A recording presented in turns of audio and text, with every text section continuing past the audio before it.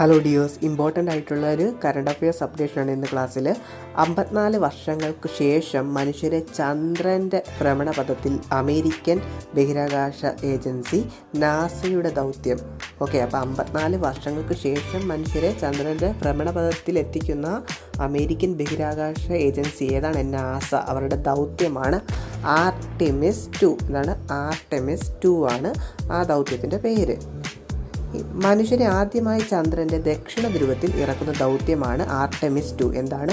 മനുഷ്യനെ ആദ്യമായി ചന്ദ്രൻ്റെ ദക്ഷിണ ധ്രുവത്തിൽ ഇറക്കുന്ന ദൗത്യമാണ് ആർടെമിസ് 2. ആദ്യമായി ഒരു വനിത ചന്ദ്രനിലേക്ക് സഞ്ചരിക്കുന്ന ദൗത്യം. ആദ്യമായി ഒരു വനിത ചന്ദ്രനിലേക്ക് സഞ്ചരിക്കുന്ന ദൗത്യമാണ് ആർടെമിസ് 2. ആദ്യമായി ഒരു വനിത ചന്ദ്രനിലേക്ക് സഞ്ചരിക്കുന്ന ദൗത്യം. 10 ദിവസം നീളുന്ന ആർടെമിസ് ദൗത്യത്തിൽ 4 യാത്രക്കാരാണ്. അപ്പം 10 ദിവസമാണ് നീളുന്നത്.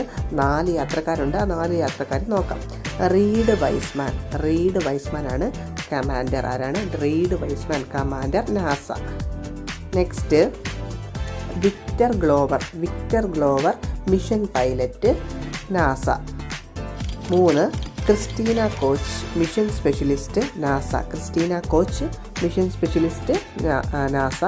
അടുത്തത് Jeremy Hansen mission specialist, Canadian ആണ്. ജെറമി ഹാൻസൺ മിഷൻ സ്പെഷ്യലിസ്റ്റ് ആണ്. അപ്പോൾ ആരൊക്കെയാണ്? Reid Wiseman, Victor Glover, Christina Koch, Jeremy Hanson.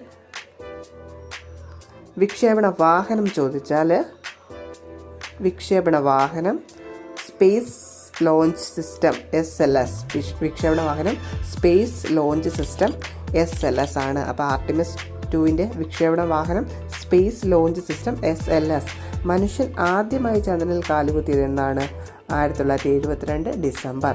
മനുഷ്യൻ ആദ്യമായി ചന്ദ്രനിൽ കാലുകുത്തിയത് എന്നാണ്? 1972 ഡിസംബർ. എന്നാൽ ആദ്യമായി കാലുകുത്തിയ ആ മനുഷ്യർ ആരൊക്കെയായിരുന്നെന്ന് ജസ്റ്റ് കമൻറ്റ് ചെയ്യുക.